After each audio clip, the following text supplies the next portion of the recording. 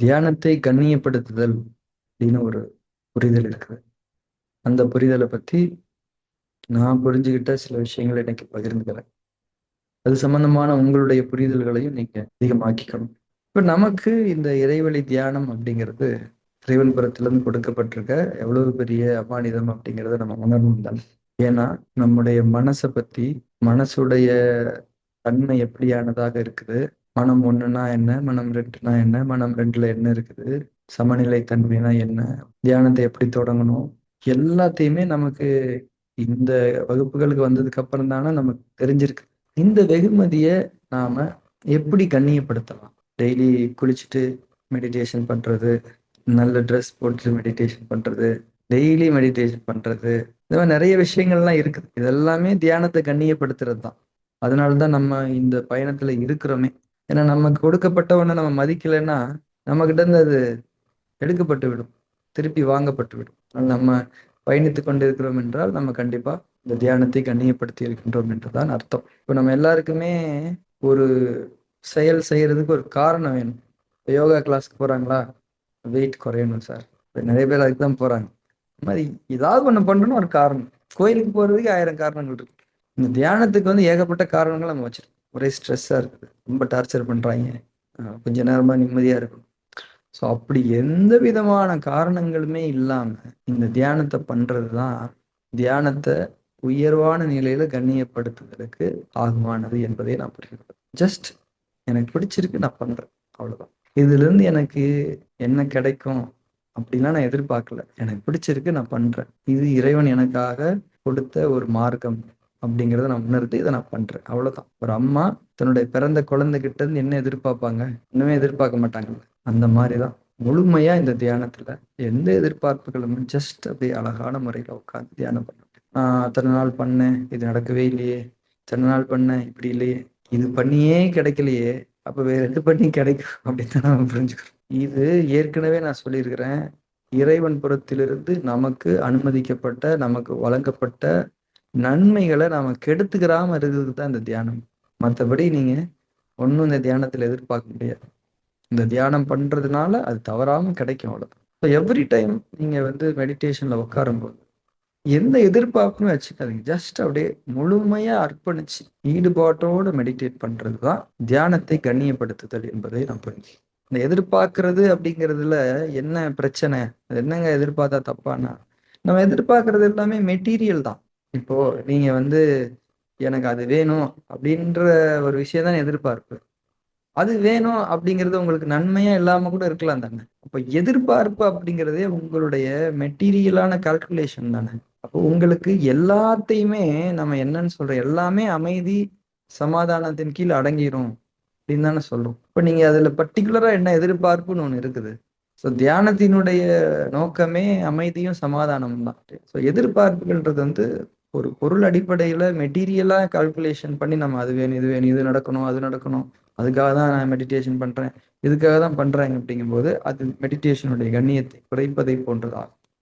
எதிர்பார்ப்புகள் எதுவுமே வேண்டாம். ஏன்னா உங்களுக்கு எல்லாமே கொடுக்கப்பட்டிருக்கு. அதை நம்ம மிஸ் பண்ணாம இருக்கிறதுக்கு இந்த கருவி நமக்கு உதவும். ஸோ இன்னைக்கு நாம முழுமையான ஒரு அர்ப்பணிப்போட தியானம் செய்யலாம். ஏன்னா மனம் ரெண்டு வந்து மெட்டீரியலா திங்க் பண்ணக்கூடிய ஒரு தன்மையை கொண்டது தாங்க. இப்ப நம்ம இறைவழி தியானம் எதுக்காக பண்றோம்?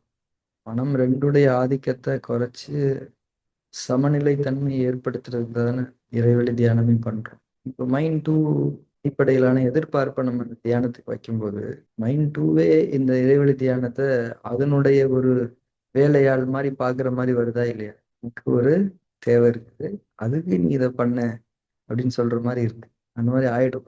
எதிர்பார்ப்புகள் இல்லாத நிலைதான் இறைவழி தியானத்தை கண்ணியப்படுத்துதல் என்பதை நாம் புரிந்து கொள்ள வேண்டும். இன்னொன்னு என்னன்னா, எதிர்பார்ப்போட நம்ம ஒரு விஷயம் பண்ணும்போது அதனுடைய உயிரோட்டமே வந்து ரொம்ப குறைஞ்சு போயிடும். அந்த ப்ராசஸே ஒரு கிரியேட்டிவாவே இருக்காது.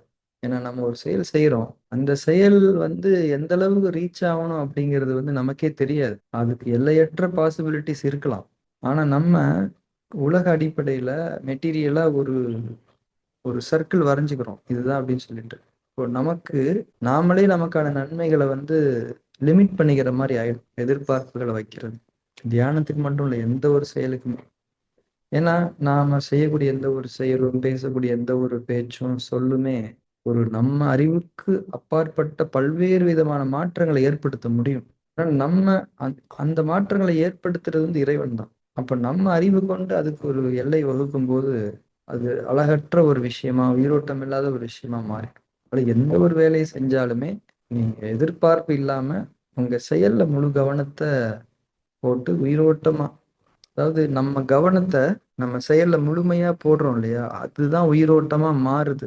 வேற ஒண்ணும் கிடையாது. உயிரோட்டம் அப்படிங்கிறது எப்படி? செயலுக்கு எப்படி உயிரோட்டம் வரும்? நீங்க உயிர். நீங்க செய்யக்கூடிய அந்த செயல் உயிரோட்டம் அமையணும்னா, நீங்க ஒரு கவனத்த, ஒரு ஈடுபாட்டு அதுக்கு குடுத்தா தானே அது உயிரோட்டமா மாறும். ஒரு ஒரு வெஜிடபிள் இருக்குது. வெண்டைக்காய் இருக்குது. அத நீங்க என்ன பண்றீங்க? செடியிலேருந்து புடுங்கிடுறீங்க. அது அப்பயே செத்துருச்சு. அத துண்டு துண்டா, துண்டு துண்டா நறுக்குறீங்க. அடுத்த கட்ட நிலையில செத்து போச்சு. அதுக்கப்புறம் அத நீங்க கடாயில போட்டு எண்ணெய ஊத்தி, தாளிச்சு, வதக்கி, அத சுருக்கிர்றீங்க. அது இன்னும் செத்து போச்சு. நம்ம உயிரற்ற ஒண்ண தான் சாப்பிடுறோம். அது நம்ம சாப்பிடும்போது, நம்ம உடம்புல இருக்கக்கூடிய உயிரோட்டத்தோட சேர்ந்து தான் ஒரு நியூட்ரியன்ட்டா மாறுது. அப்போ இங்க உயிரோட்டம்ங்கிறது வந்து நீங்க உங்களுடைய மனசு தான் அந்த உயிரோட்டத்தினுடைய ஊற்று. இந்த மனச முழுமையா எதுல செலுத்தி, எதிர்பார்ப்புகளே இல்லாம கம்ப்ளீட் டெடிகேட்டடா செலுத்தி பண்ணும்போது, அந்த செயல் உயிரோட்டமா மாறிடும். அதனால தான் நம்ம இன்டென்ஷன்ஸ்ல ரொம்ப கவனமா இருக்கணும். இப்போ நீங்கலாம் என்ன சொல்லுவீங்களோ அப்படின்னு சொல்லி நான் எதையாவது ஒண்ணு பேசினேன்னா, அது ஒரு சினிமாத்தனமா ஆயிடும். என்னோட இன்டென்ஷன் என்னன்னா, தியானத்தை கண்ணியப்படுத்துதல் என்ற இந்த ஒரு இறைவழி தியானத்துல இருக்கக்கூடிய ஒரு கான்செப்ட எல்லாருக்கும் சொல்லிடணும் அப்படின்றது தான் இன்டென்ஷன். இன்டென்ஷன் அப்படிங்கிறது வேற, எதிர்பார்ப்பு அப்படிங்கிறது வேற. எதிர்பார்ப்புனா எல்லாருமே இதை கேட்டுட்டு சூப்பர் சூப்பர் சூப்பர் மெசேஜ் பண்ணணும். இது எதிர்பார்ப்பு. இன்டென்ஷனா எல்லாரும் ரிசீவ் பண்ணணும். இன்டென்ஷன். இன்டென்ஷன் வேற, எதிர்பார்ப்பு வேற. இன்டென்ஷன்ஸ் அப்படிங்கிறது தான் முக்கியமானது. அதுதான் உயிரோட்டத்துக்கான விஷயம். அப்பதான் அந்த இன்டென்ஷன் நல்லா மேன்மையா இருக்கும்போது தான் நம்ம அதுக்கு டெடிகேட்டடா நம்ம கவனத்தை அதுல செலுத்த முடியும். நீங்க யாரா இருந்தாலும் அதை செய்ய முடியும். நீங்க உயிரோட்டமான செயல்களை செய்றீங்களான்றதான் முக்கியமே தவிர, நீங்க என்ன செயல் செய்றீங்கன்றத இங்க யாரும் பார்க்க மாட்டாங்க. நீங்க எந்த அளவுக்கு உயிரோட்டமா ஒரு செயலை செய்றீங்களோ, அந்த அளவுக்கு உங்க வாழ்க்கை வந்து அமைதியோடையும், சமாதானத்தோடையும், ஞானங்களோடையும், நன்மைகளோடையும், மேன்மைகளோடையும் இருக்கும். சாதாரண உங்க உள்ளம் வந்து அதுக்கு தகுந்தாப்புல மாற்றி அமைக்கப்படும். இறைவன் நாடிய வாழ்வில் நீங்கள் வாழ்வீர்கள். எதிர்பார்ப்பு வரும்போது நீங்களே உங்க வாழ்க்கையை அமைச்சுக்கிற மாதிரி ஆயிடும். நான் இந்த இந்த ஸ்டேஜுக்கு போகணும்.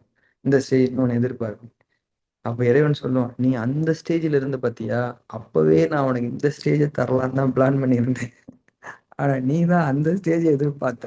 அதனால எதிர்பார்ப்பு வேண்டாம். உயிரோட்டமான செயல்கள் செய்வதுதான் நம்முடைய நோக்கமாக இருக்க வேண்டும்." இப்போ இறைவழி தியானத்தை கண்ணியப்படுத்துறதுன்னா, அந்த தியானத்தை உயிரோட்டமா மாத்திர வேண்டியதான். கண்ண மூடுறதையே அவ்வளவு உணர்வா செய்யணும். அதிஷ்டானால அவ்வளவு உணர்வா ஈடுபடணும். அவ்வளவு இன்வால்வ்டா ஈடுபடணும். ஃபார்ம் 3 அவ்வளவு இன்வால்வ்டா உயிரோட்டமா பண்ணணும். இந்த தியானம் அப்படிங்கிறது இவ்வளவு அற்புதமா, இது நீங்க உயிரோட்டமா பண்ணிட்டீங்கன்னா இவ்வளவு அழகான செயலா இது இருக்கும் இல்லையா?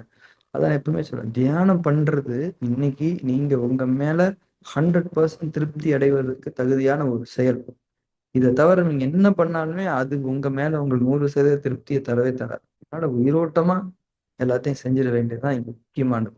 சமைக்கிறது, பேசுறது, எழுதுறது, என்னைக்காவது ஒரு நாள் நம்ம அதை பண்ணி பார்ப்போம். இதுல நமக்கு கிடைக்கக்கூடிய அந்த ஹாப்பினஸ் ரொம்ப சூப்பரா இருக்கும்.